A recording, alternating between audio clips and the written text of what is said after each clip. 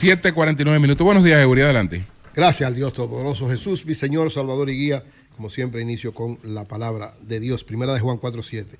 Amados, amémonos unos a otros porque el amor es de Dios. Todo aquel que ama ha nacido en Dios y conoce a Dios. El que no ama no conoce a Dios porque Dios es amor.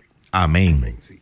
Siempre dar amor, siempre mucho amor a todos los que están a nuestro alrededor, a nuestro prójimo y a todo el mundo, señores. Miren, la reforma, el ministro de Economía, Planificación y Desarrollo, Pavel Isa, en el día de ayer, hablando en una conferencia a una unión de comerciantes, dijo que precisamente el gobierno tiene como una de sus metas fundamentales en este momento, no solo hablaba él una reforma fiscal, que debe hablarse de una reforma integral, mucho más amplia, que abarca otros elementos, no solamente desde el punto de vista tributario, y en ese aspecto yo creo que él tiene absoluta razón en lo que está diciendo, porque evidentemente esta reforma que se está planteando tiene que tocar varios aspectos que no solamente tiene que ser la creación de nuevos tributos, sino una evaluación. Y él hablaba de 4 aspectos de manera específica. ¿Cuáles eran esos 4 aspectos que plantea él? El primero es lo que tiene que ver con la reforma fiscal propiamente dicho, con lo que tiene que ver con creación de impuestos. Y él dice, bueno, el gobierno necesita una serie de recursos importantes para que,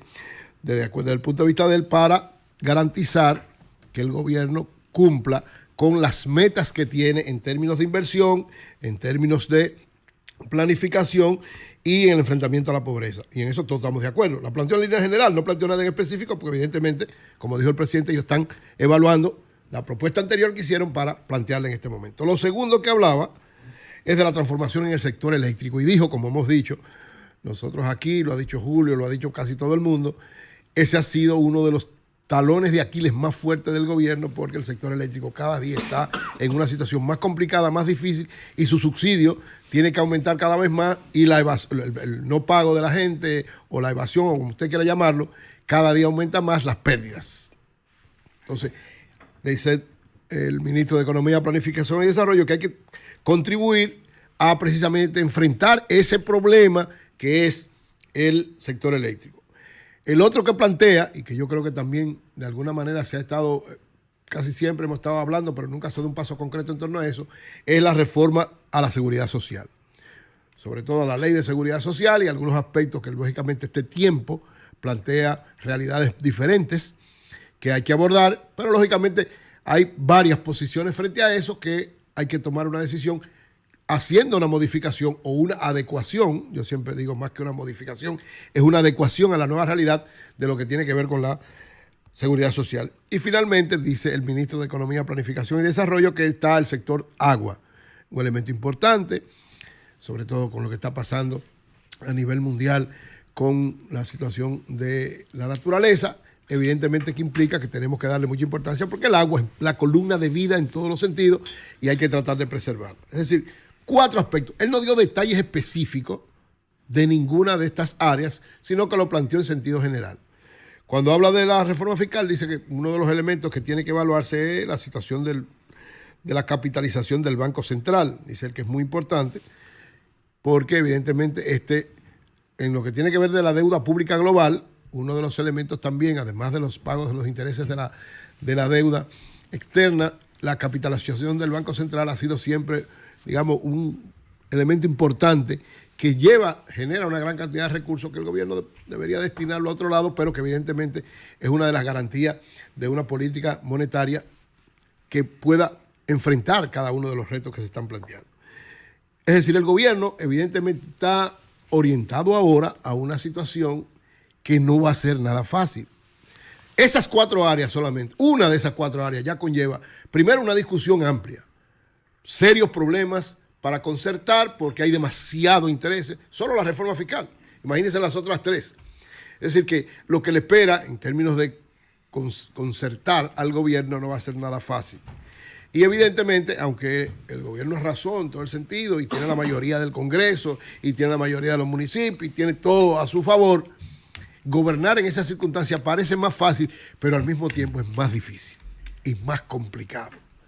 Porque evidentemente, cuando usted no tiene enfrente una oposición que pueda frenarle algunas cosas o orientar hacia otra visión diferente de lo que usted está planteando, el problema entonces es interno.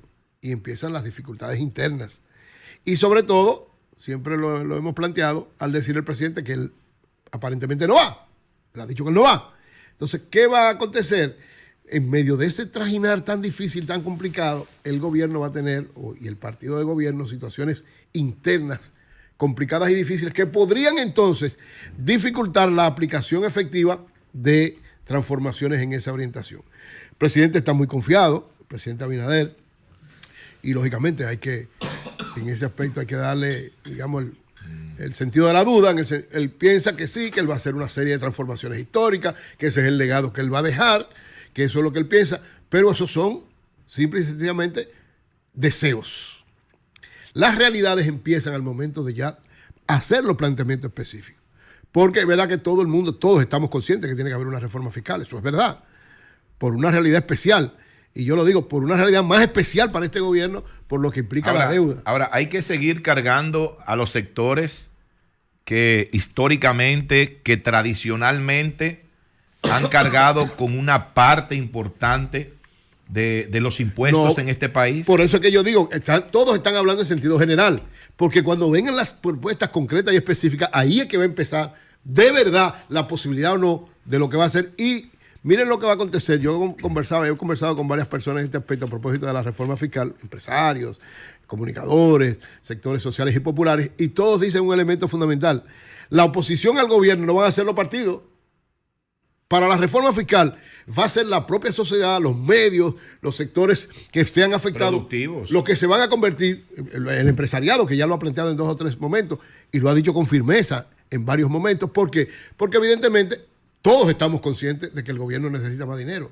Ahora, el gobierno necesita más dinero, pero también tiene que el gobierno dar el ejemplo en una serie de elementos importantes, mostrar primero que lo va a usar bien, que lo está usando bien y que va a caminar a resolver problemas reales y no simple y sencillamente lo que se recaude ir para pagar los intereses de la deuda, que es uno de los graves problemas, o los intereses del sector eléctrico, el gran déficit del sector eléctrico. Es decir, si vamos a hacer una reforma fiscal, lo primero es no afectar a las grandes mayorías y sobre todo a los que tienen ingresos importantes, pero que no alcanzan los niveles altos. Usted no le puede poner más, a las pymes usted no le puede poner más impuestos, porque la va a quebrar más de lo que está. Al contrario, aunque lo ha planteado, por lo menos lo han planteado de alguna manera, todo el mundo lo ha planteado, pero nunca lo quitan, el anticipo, está planteado evaluar el anticipo. No dicen quitarlo, dicen evaluarlo.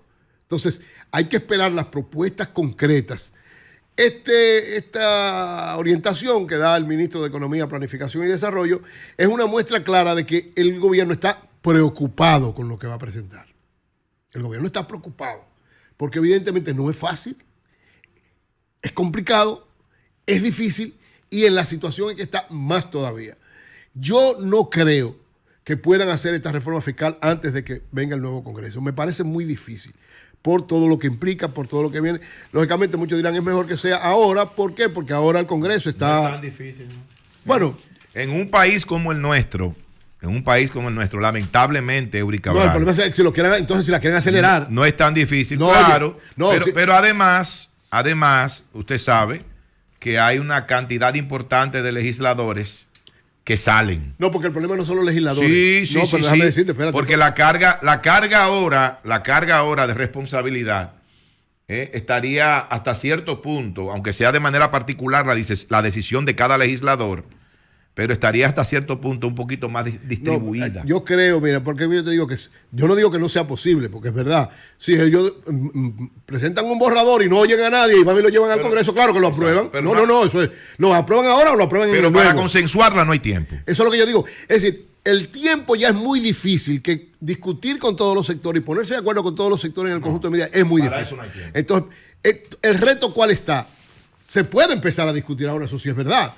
Y tener facilidades para qué, para escuchar, para unos elementos, pero creo que va a ser difícil. Lógicamente, el gobierno tiene a su favor que en el próximo Congreso, si hay una discusión antes y en algunos elementos que se pongan de acuerdo, no va a haber problema en el próximo Congreso, porque lo tienen todo. Ahora, lo importante es consensuar con la sociedad, con los sectores productivos, con los sectores sindicales, con los medios, porque los medios también van a jugar un papel importante. ¿Ustedes conocen, sobre todo tú, Eury, que manejas eso, conocen algún proceso de reforma, ya sea tributaria o fiscal en este país, que se haya hecho sin hablar con nadie? No, yo estoy de acuerdo con yo estoy hablando de tiempo, yo no entiendo eso. No, pero desde el principio, pero la otra vez, porque hablaron con la gente fue que lo echaron para atrás. Lo que yo digo que ahora no pueden echarlo para atrás por la realidad. Es decir, la deuda no es la misma que hace 4 años. La situación económica es diferente a la de hace 4 años. La presión ahora es más que nunca. Ahora, con cuidado. Ahora tú me pides sacrificio a mí, Tú pero tienes que tú no controlas el gasto. Y hasta ahora. Lo que yo creo que todo el mundo tiene que hacer conciencia en este país de que todos vamos a salir sacrificados. Empezando por el gobierno. Todos. Por eso lo que pasa es que en la propuesta que hay no hay nada del gobierno. Y ahí es que yo digo el problema de cuando tú consensúas con alguien, tú dices, yo doy esto para que tú me des esto. Pero hasta ahora. Yo me sacrifico aquí para que tú te sacrifiques allí. Y al contrario, informaciones que están saliendo. Pero ¿cuál es la propuesta? Yo no la he visto. No, yo digo cuando salga. Porque pero entonces estamos pero partiendo de que lo que pasa es que en la anterior. Hay muchas cosas ya en el ambiente. Oye, la propuesta anterior. No hay propuesta formal. No, formal no. Hay muchos temas ya en el ambiente. Pero ¿quién lo plantea el ambiente? Pero yo creo que la autoridad es. Manuel, en la propuesta anterior no había nada de sacrificio del gobierno. Entonces, lo que no queremos es que pase lo mismo que en aquella que es la base, porque hasta ahora la base es la que presenta. Bueno, esperamos que no, porque incluso ahora mismo están saliendo una serie de informaciones que preocupan. Una serie de informaciones desde el punto de vista de gasto del gobierno. ¿Pero de quién? ¿De quién? De varios ministerios donde supuestamente hay un gasto innecesario. No, que eso hay que corregirlo. Entonces tú no puedes pedirme a mí que yo me sacrifique si tú no te sacrifiques. Entonces, eso hay que corregirlo. El gobierno va a tener que manejar con mucho cuidado, con mucha visión, con mucha precaución, porque todos queremos ayudar al gobierno porque es ayudar al país. O sea, ayudar al gobierno es ayudar al país. Aunque le duela a mucha gente que uno diga eso, pero es verdad, usted ayuda al gobierno para ayudar al país. Ahora, el gobierno también tiene que ayudarse él mismo para ayudar al país. Entonces, una reforma fiscal implica, primero, es verdad, más impuestos, más ingresos para el gobierno, pero también más ajustes para el gobierno y una reorientación de sus gastos. Entonces, esperemos que planteen la propuesta, por lo menos la orientación que da Pavel en el día de ayer, general, no específica, lleva a que están preocupados y que van a tratar de presentarlo lo mejor posible. Finalmente, brevemente quiero decir algo, mire, sobre el PLD y sobre Danilo Medina. Yo creo que Danilo es, he dicho siempre, uno de los líderes de mayor trascendencia e importancia de los últimos tiempos en la República Dominicana. Para mí, el mejor presidente que ha tenido el país en las últimas décadas. Pero ahora tiene un reto especial que yo espero que él sepa asumirlo. Si Danilo no quiere ser el presidente del PLD, es una decisión de él. Evidentemente, nadie le quita que él es el líder del PLD y que es la figura más importante para conducir un proceso. Y ahí es que yo creo que está... Con un libro diferente, ¿verdad? Bueno, orientarlo en función de la realidad actual. Un libro diferente, porque el libro que han usado no da resultado.